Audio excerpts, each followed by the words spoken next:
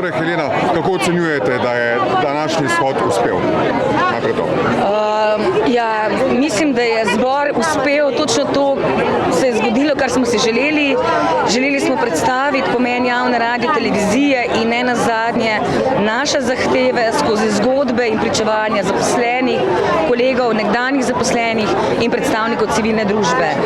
Kot smo že najavili, danes odpiramo javno razpravo o nujnosti sprememb zakona o javni radio televiziji, da se zaščiti novinarska in uredniška avtonomija in seveda nujna depolitizacija programskega in nadzornega sveta. Poleg tega so tudi zahteve po odstopu, se pravi vodstvenega kadra, ki ni adekvatno, ne dosega standardov. Kaj če do uresničitve zahtev, ki ste jih postavili, ne bo prišlo? To bomo odločili seveda, kako bomo naprej ravnali naslednji teden. V petek se je pogajalska skupina stavkovnega odbora sešla z generalnim direktorjem. Včeraj smo mu poslali predlog sporazuma o razreševanju stavkovnih zahtev. Jutri zjutraj ob 8. se sestanemo na prvem krogu pogajanj. Za petek je predviden drug krog pogajanj. Sicer pa bo stavkovni odbor jutri odločil, 180 nas je, odločimo se kolektivno, kako naprej. Najprej naša osnovna zahteva in glavna zahteva je novinarska in uredniška avtonomija, umik vseh škodljivih sklepov programskega sveta, začetek pogajanj o dvigu najnižjih plač, pogovore o ureditvi kadrovske politike, socialni dialog, ne dialog oziroma kar se sedaj vodstvo gre, se pravi sporoča in komunicira z nami preko sporočil za javnost. Želimo iskren in jasen dialog in seveda, da se upoštevajo naše zahteve in pripombe. In če naše zahteve ne bodo izpolnjene, do 30.5. zahtevamo tudi odstope in sicer odgovorne urednice informativnega programa Televizije Slovenije, VD urednika uredništva MMC-ja, predsednika programskega sveta in generalnega direktorja. Generalni direktor sicer v odzivu na naše stavkovne zahteve piše, da ni pristojen za nekatera vprašanja, se pravi, kar se tiče sprememb statuta. V sredo, torej pojutrišnjem, bodo spremembe na dnevnem redu nadzornega sveta, ki bo potem te spremembe potrjeval. Morda bo programski svet razpadel, ne vemo.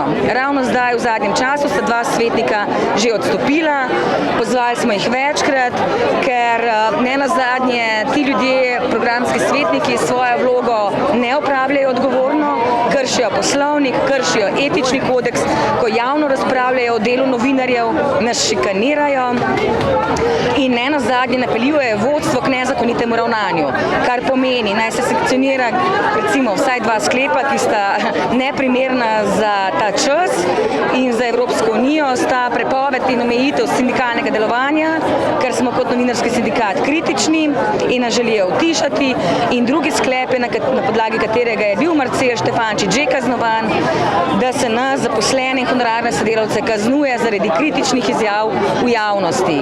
Mi ne bomo tiho, mi ne blatimo, mi obveščamo javnost. Kakšne so možnosti zaostrovanja, če vaše zahteve ne bodo izpolnjene ali pa ne v dovolj veliki meri? Zaostrovanje absolutno bo. Zdaj smo napovedali stavko, začeli smo s posebno obliko, take stavke še ni bilo.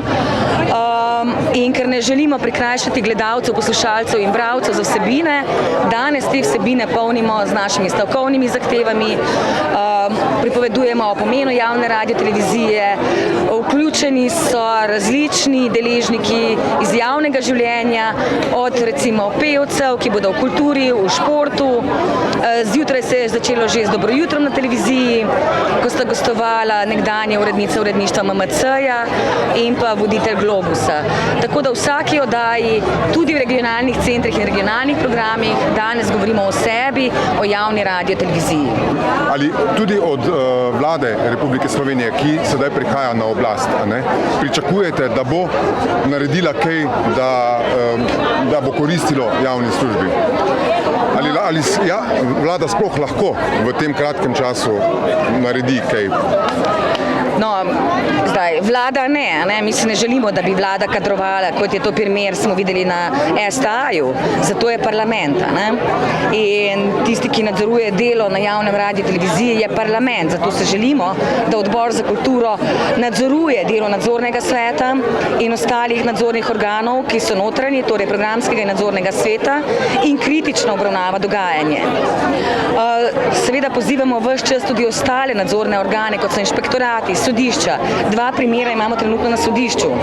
Mi nimamo časa za sodišče, zato smo pač napovedali stavko in od nje ne bomo odstopali, dokler naše zahteve ne bodo izpolnjene. In kot rečeno, naša glavna zahteva je novinarska in uredniška avtonomija in brez nje ni novinarstva, brez avtonomije ni javnega medija.